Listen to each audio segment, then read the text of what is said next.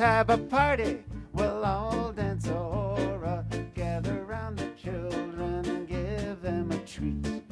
And still to play with and latkes to eat. And while we are playing, candles burning low, one for the night they shed a sweet light to remind us of days long ago. One for the night they shed a bright light and remind us of days long ago. Oh, Hanukkah, oh, Hanukkah, come light the menorah. Let's have a party, we'll all dance a hora. Gather round the table, give us a treat. Light those to play with and latkes to eat. While we are playing, the candles burning bright. One for the night they set a sweet light to remind us of days long ago. One for each night they shed a great light to remind us of days long ago.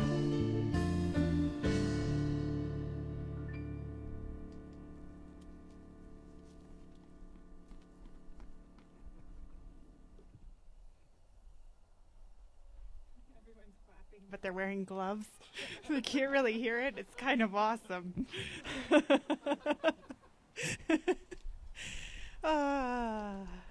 So to prepare the way for a beautiful new meditation from Joan Bartlett, I've chosen a poem by David White. No! No! Okay, that works. Yeah, maybe I did. Maybe I'm writing a poem right now. Thank you, Timmy. Let's try this. It's entitled Sometimes.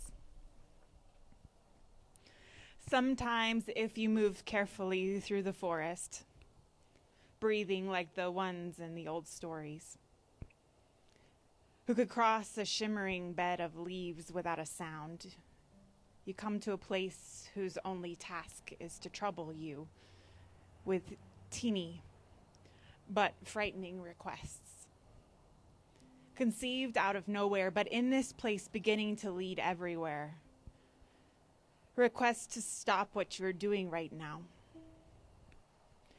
And to stop what you are becoming while you do it. Questions that can make or unmake a life. Questions that have patiently waited for you. Questions that have no right to go away. So it is in the space of those questions that have no right to go away that we allow the meditation to move us today.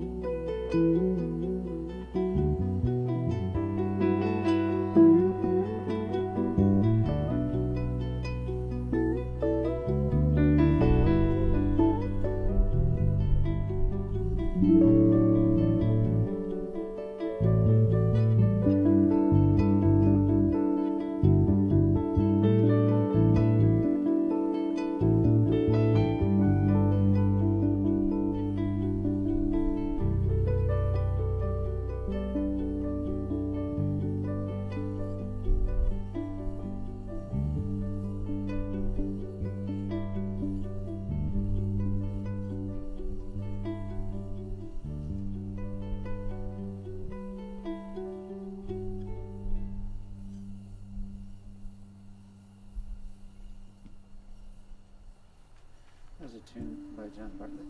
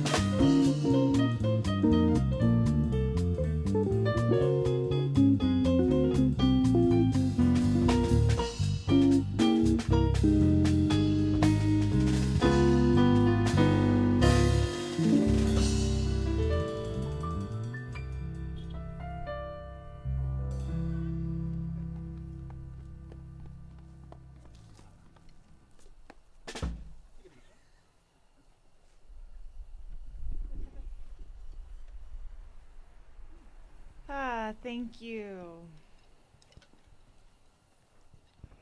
So it seems like we had a little technical difficulty, but everything is fixed now. If someone knows where another chair is, if they could grab one for me, that would be awesome, because that's cold right there.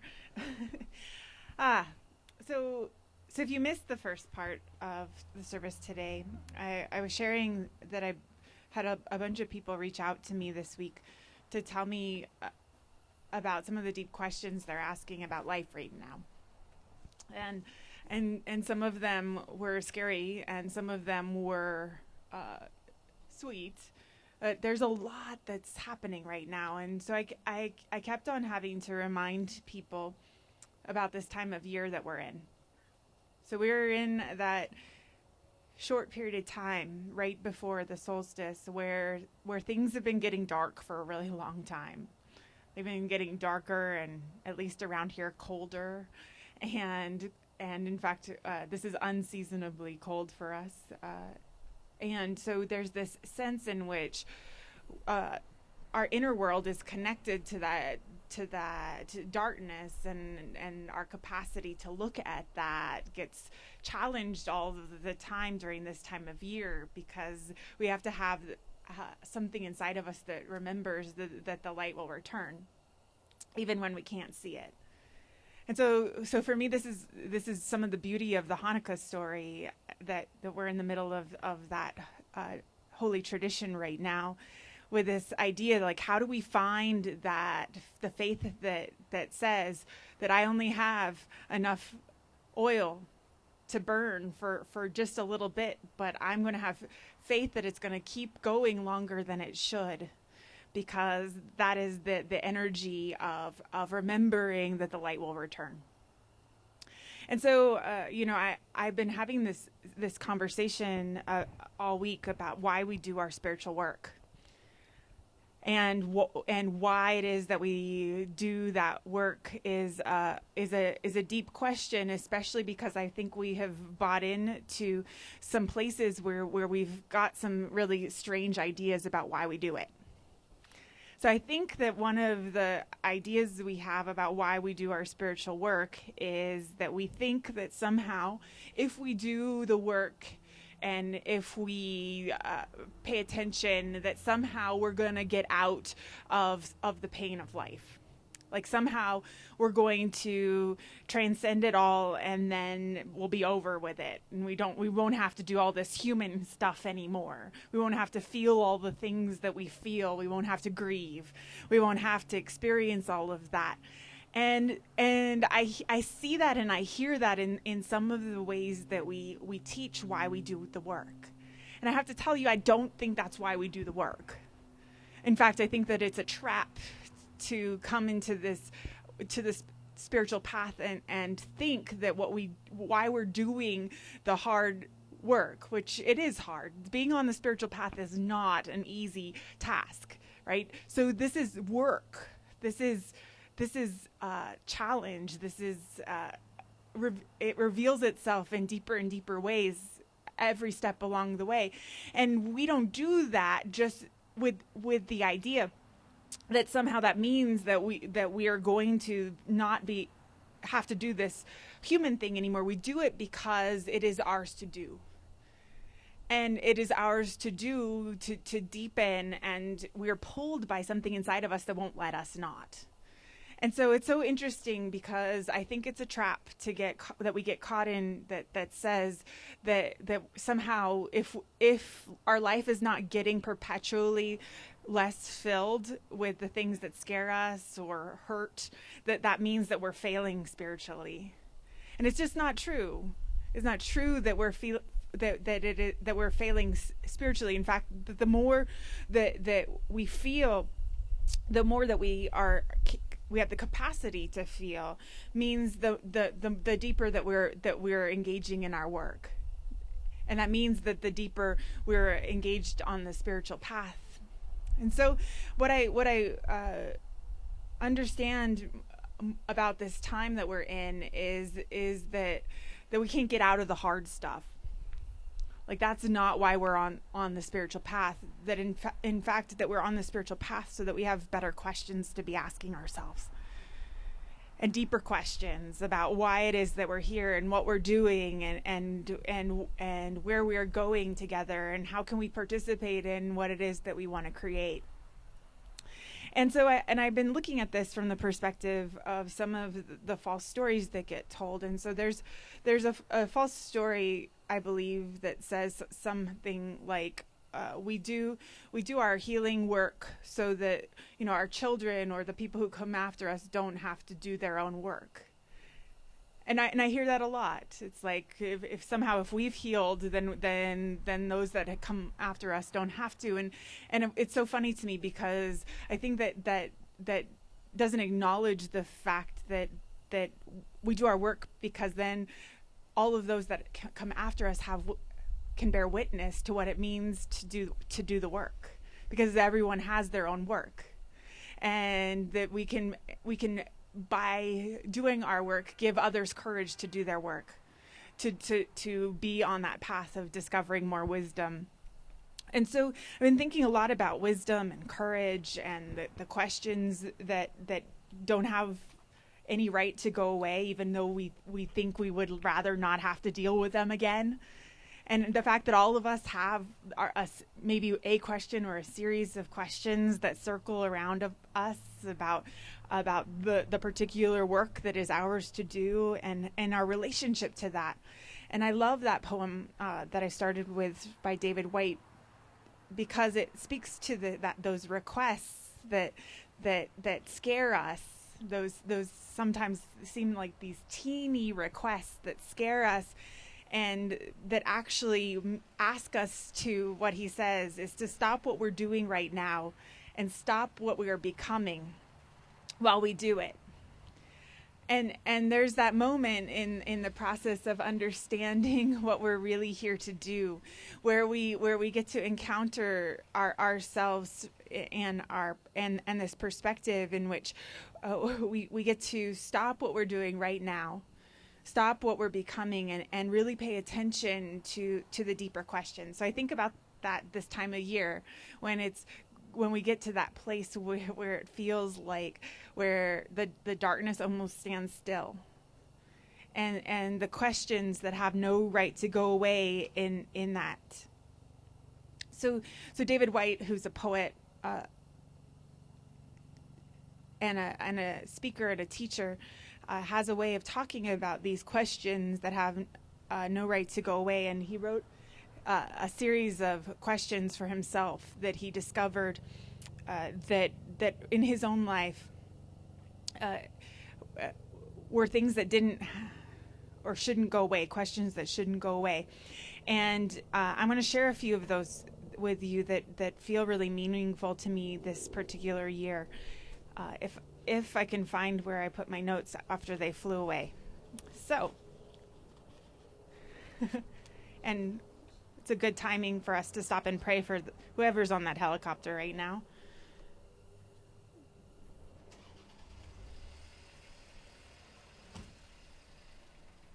So the first question I want to share with you is the question that is, what can I be wholehearted about?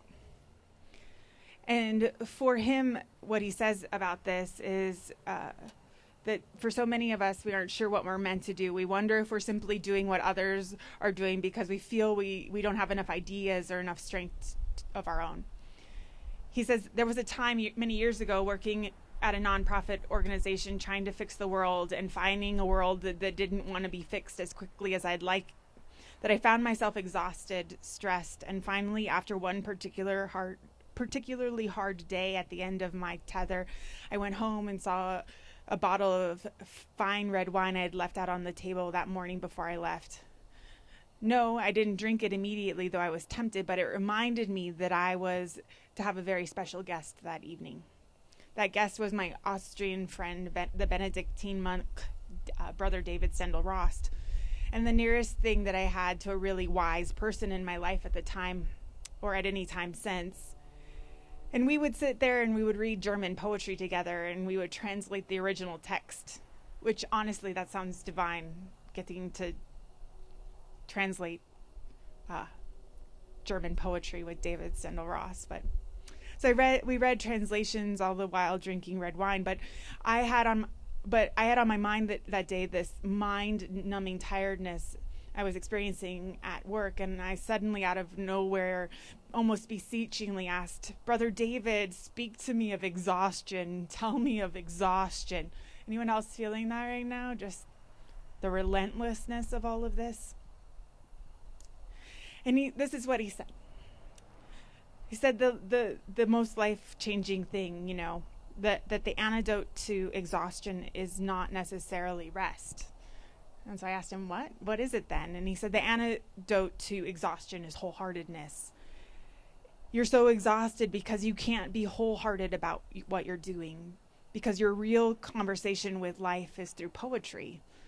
And it was just the beginning of a long road that would take me to my real work out in the world through poetry. What do I care most about?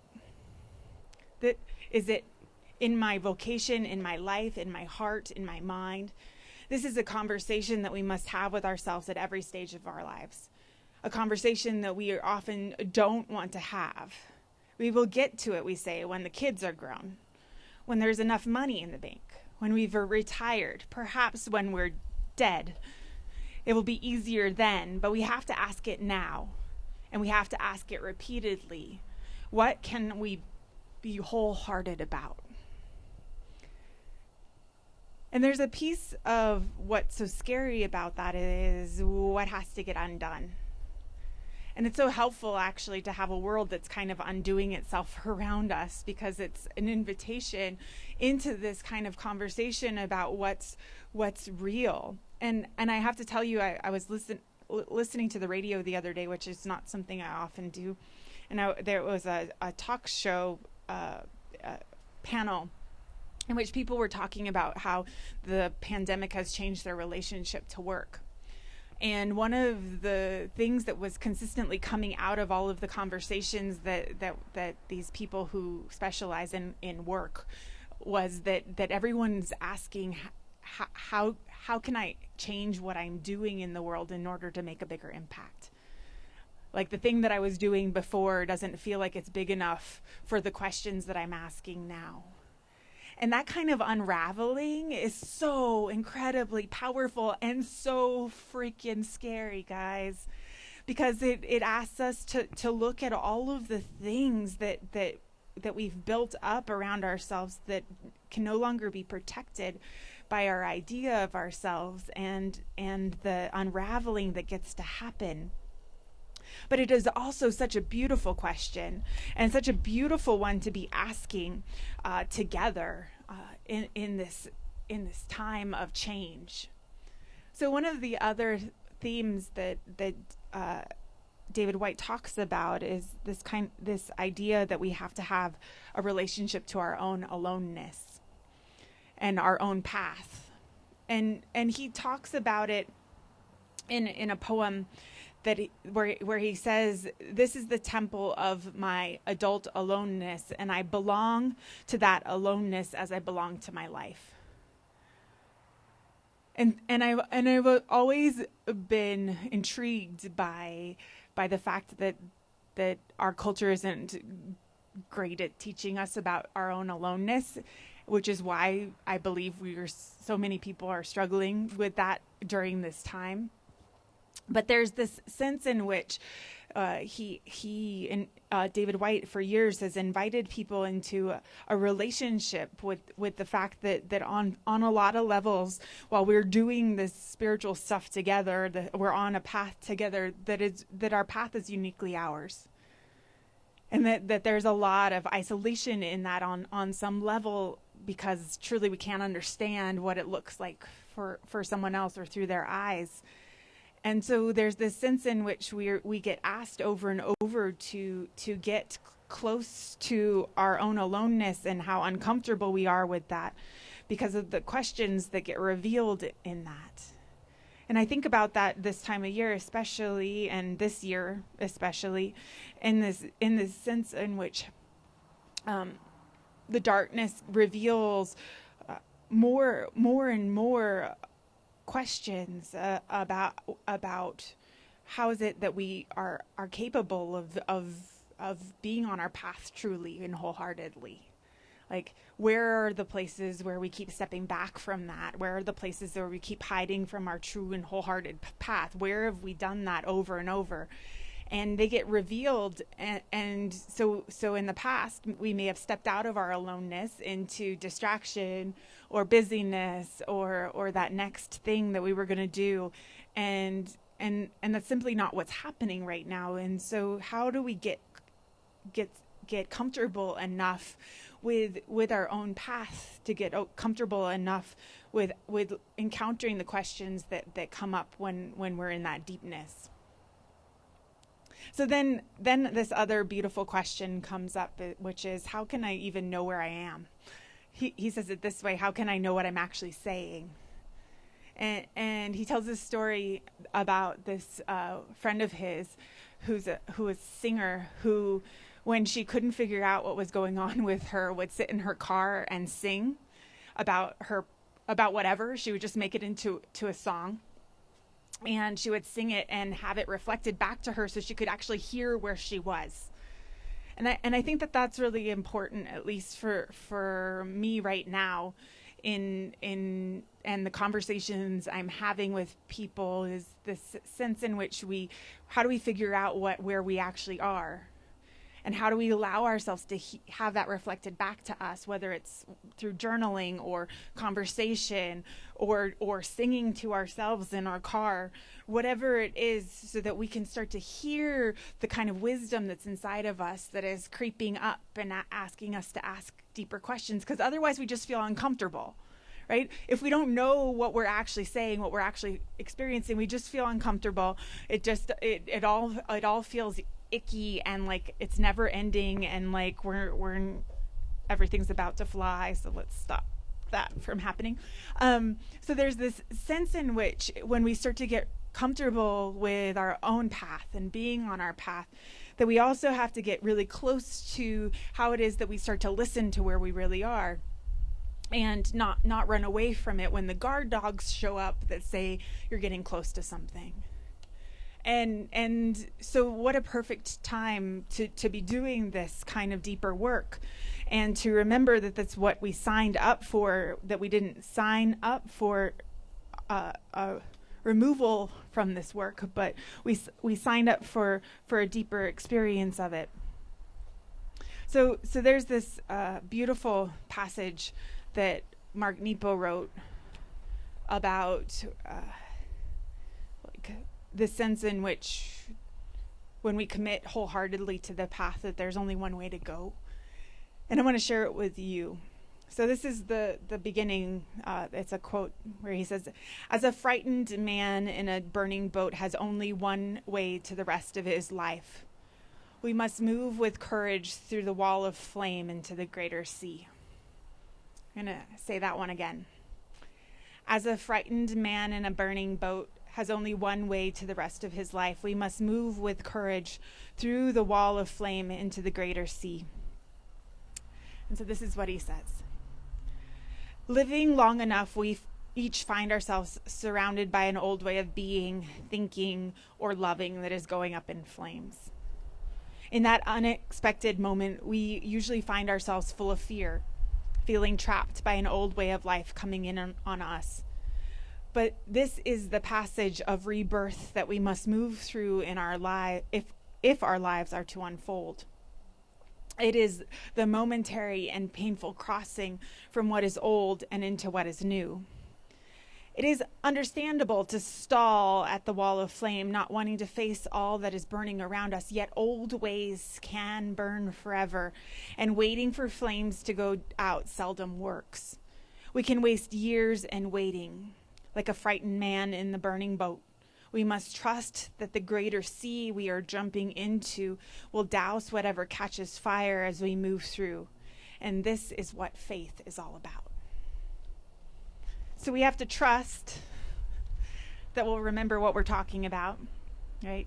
That whatever it is that is calling us into that rebirth, whatever it is that we're being challenged to look at deeply right now, that truly that we don't have to pause there indefinitely, that we get to listen to ourselves and be pulled through the flames. And I love that imagery that we have to have the courage to remember that whatever catches fire will be doused by that greater thing that is pulling us, and that truly that we get to do this over and over. This is not a one-shot deal, that we get to do this deeper look at what needs to be challenged and what needs to be let go of over and over and over. And that's not necessarily a bad thing, right? That's not something that we need to escape from, it, that it in fact is a beautiful thing. It's powerful. It can be filled with grace and joy. And the only thing that's stopping it from doing that is our idea that it shouldn't be happening that way. That somehow we were supposed to be done with that. We already asked that question. And I just know from my own experience that that's just not how it works. And if I am unable to find the grace in the question and the deeper question and have the courage to do that, then I just get stuck in this idea that everything has gone wrong. And truly, I don't believe that there's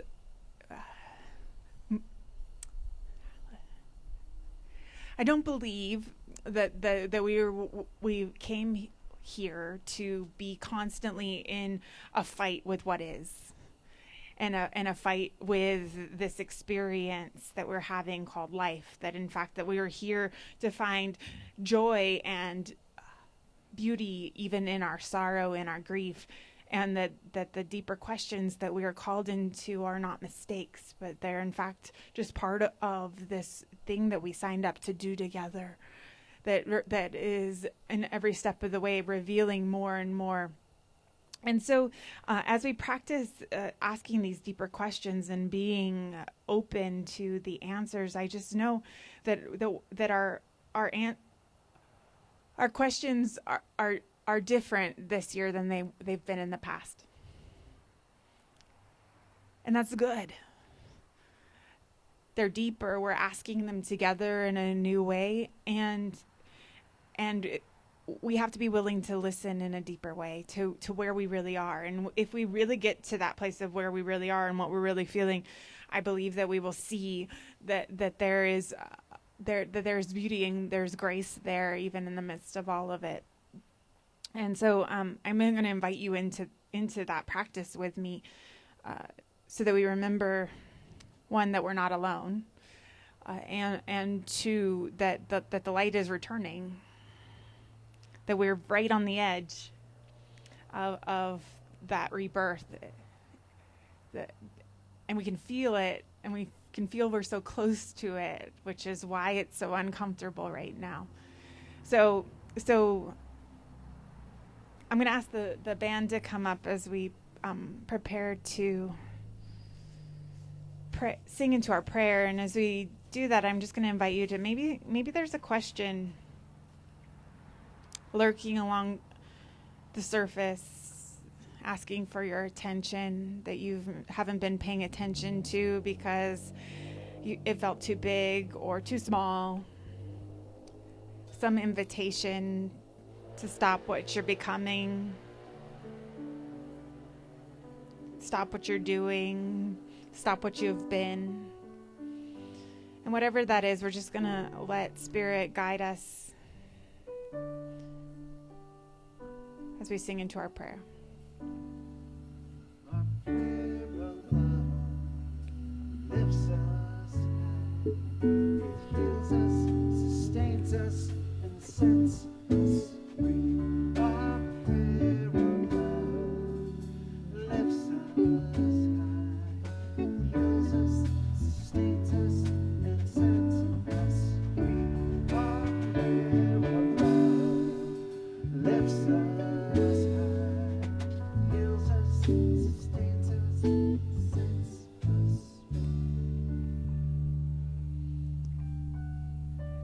So our prayer of love today is a prayer of freedom from the story that things are going wrong.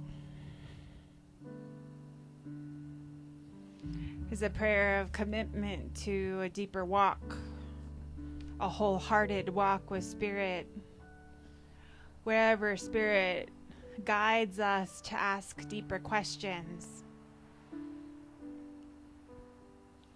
And so we allow ourselves to enter into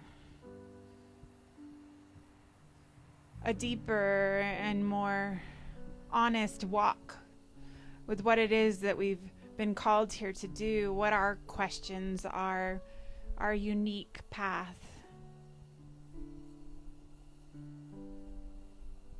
And we are courageous enough to allow ourselves to listen to our wisdom and to allow Spirit to guide us deeper,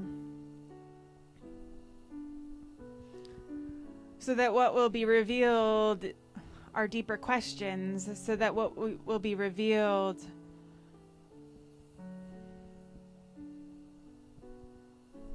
is the capacity for more grace and more love and more wisdom.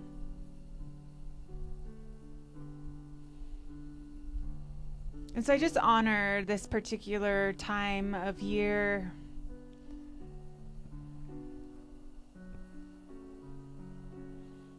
and all of the questions that are bubbling to the surface for each and every one of us.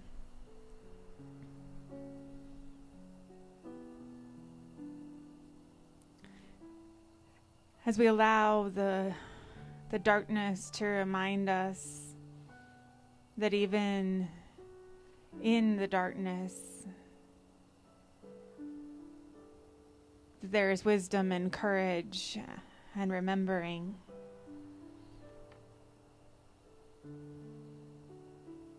And that the light returns, and then it gets dark again. Is a cycle of remembering that we've been called into together. And so I just honor all of it. I honor even the places that are inside of us where we are unwilling or have been unwilling up to this point to look at. And I just know the Spirit will continue to guide us.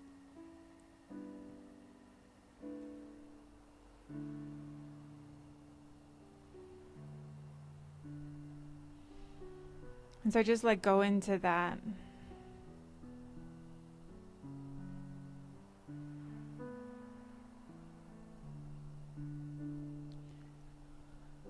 And I let it be. And so it is. Our prayer lifts us high, it heals us, sustains us, and sets us free.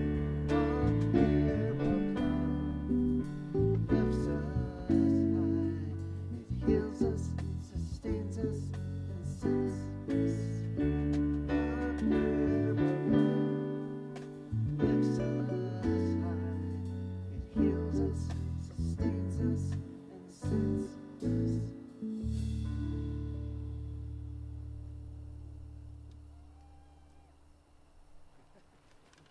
This is a tune by John Coltrane called Moment's Notice.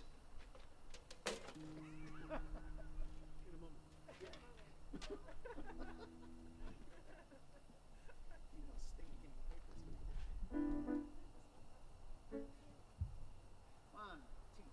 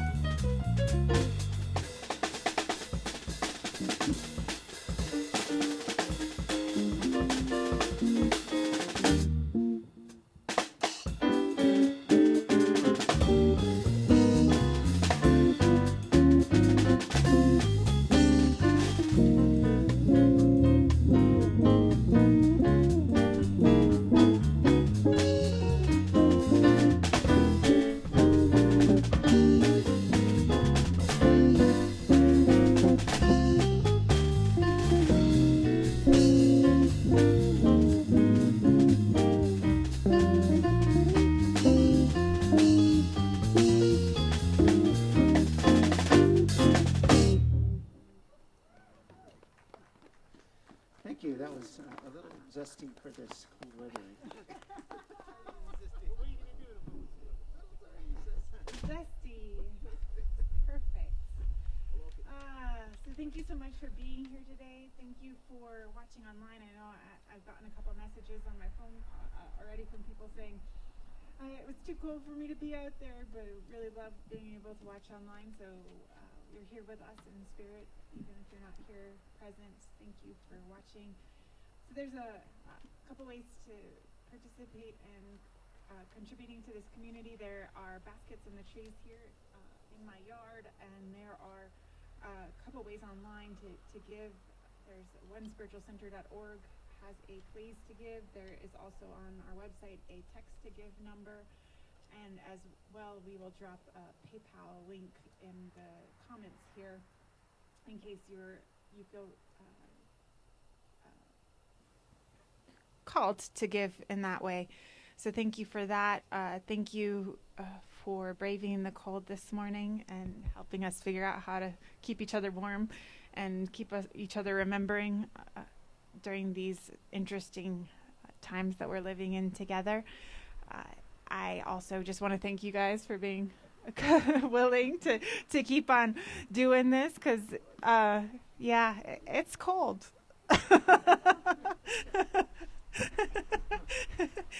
All right, so let's see. We will be here next week, and bundle up and join us or watch us online. please know that also to reach out if there's any way it could be of service to you. If you just need to talk about some of the questions that you're grappling with, that is something I can support you with. And I think that we are ready to sing.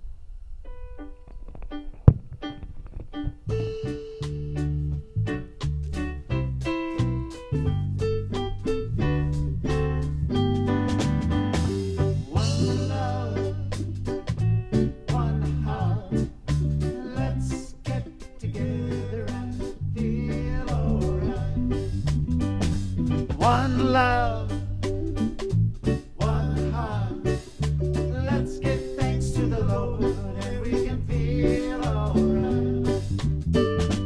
People get ready, there's a train a-coming. You don't need no baggage, you just get on board. All you need is faith, hear that diesel humming. Don't need no tickets, you just thank the Lord. One love, one heart. Let's get together and feel alright. One love, one heart. Let's give thanks to the Lord and we can feel alright. People get ready for that train to Jordan, picking up passengers from coast to coast. Faith is the key, open the doors and board out. There's room for all that love. One love, one heart. Let's get together and feel alright. One love, one heart. Let's give thanks to the Lord and we can feel alright. Let's give thanks to the Lord and we can feel alright.